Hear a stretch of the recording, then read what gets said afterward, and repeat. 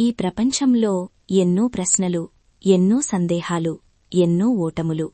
కాని వాటికి సమాధానాలు వెతుక్కుంటూ మనసు అలసిపోయినప్పుడు ఒక మధురమైన వేణుగానం మన హృదయాన్ని తాకుతుంది.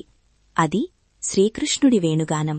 ఆ వేణుగానం శబ్దం కాదు, అది ఒక జీవన సందేశం.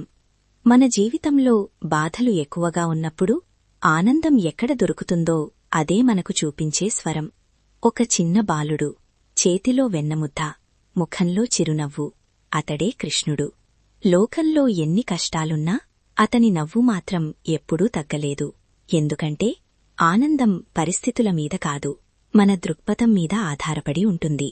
మన జీవితంలో సమస్యలు వస్తాయి, కాని అవి మన ఆనందాన్ని దోచుకోవాల్సిన అవసరం లేదు. ఇది కృష్ణుడు నేర్పిన మొదటి పాఠం. కృష్ణుడు రాజు కాదు అప్పట్లో, కాని రాజులకన్నా గొప్పవాడు. ధనం లేదు, పదవి లేదు, శక్తి ప్రదర్శన లేదు, కాని మనసుల్ని గెలుచుకునే శక్తి ఉంది. అందుకే పేదవాడైన సుధాముడికి కృష్ణుడు స్నేహితుడిగా నిలిచాడు. ఎందుకంటే నిజమైన స్నేహం అవసరాల్లో కాదు, మనసుల్లో ఉంటుంది.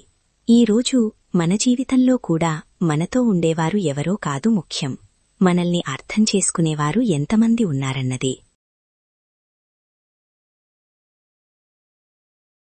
మనల్ని అర్థం చేసుకునేవారు ఎంతమంది ఉన్నారన్నదే ముఖ్యం. మన జీవితం కూడా ఒక కురుక్షేత్రమే. ప్రతిరోజూ ఒక పోరాటం. మనస్తో పోరాటం, సమాజంతో పోరాటం, మనలోని భయాలతో పోరాటం. అప్పుడు మనం అడుగుతాం, నేనేం చెయ్యాలి? ఏ దారి సరైనది?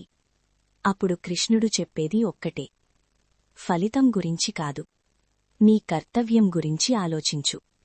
నీ పని నీవు నిజాయితీగా చేయి, మిగతాదంతా నన్ను వదిలేయి.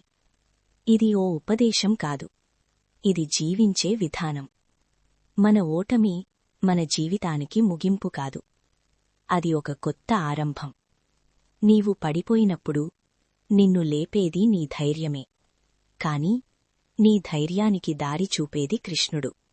ఎందుకంటే కృష్ణుడు ఎప్పుడూ నీ ముందు నడవడు, నీ లోపలే ఉంటాడు. నీ అంతరాత్మగా, నీ నమ్మకంగా, నీ నిశ్శబ్దంగా.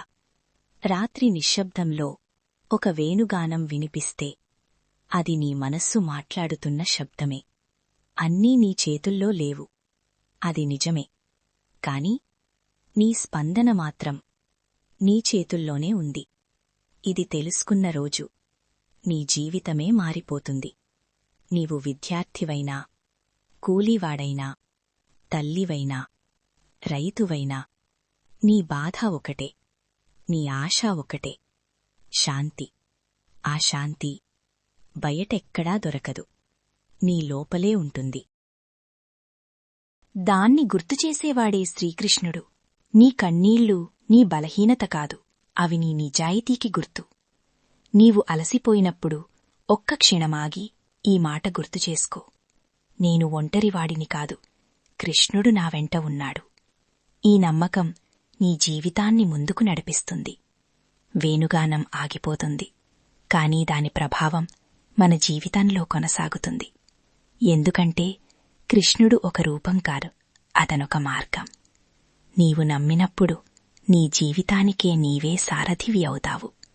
అప్పుడే నీ జీవితంలో కృష్ణుడు అవతరిస్తాడు. శ్రీకృష్ణార్పణమస్తు.